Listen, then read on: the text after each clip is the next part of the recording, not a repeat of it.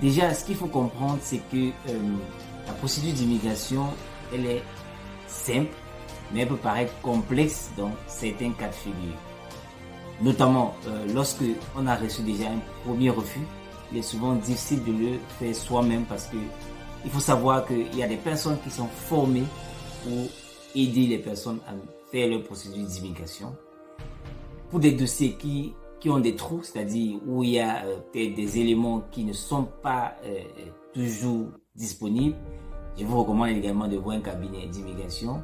Et également pour des cas où on est nombreux, des familles nombreuses à le faire, il est également souvent important de faire recours à un cabinet d'immigration. Mais ici, nous revenons. Tout ce qu'on va voir ici est tiré de mon guide complet qui est présent sur la plateforme instacanada.com. Ce que je vais te donner ici, c'est une sorte de condensé de ce guide complet là.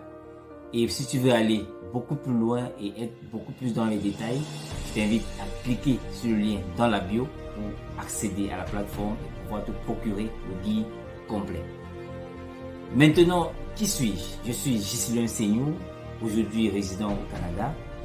Et j'ai fait ma procédure pendant 5 à 7 ans en fonction de comment on peut calculer cette durée-là. Je dis 5 à 7 ans parce qu'il y a une période où la période Covid, où les procédures évoluaient en dents de scie. Et donc, j'ai réussi finalement à avoir ma résidence permanente, mais ça m'a mis beaucoup d'années.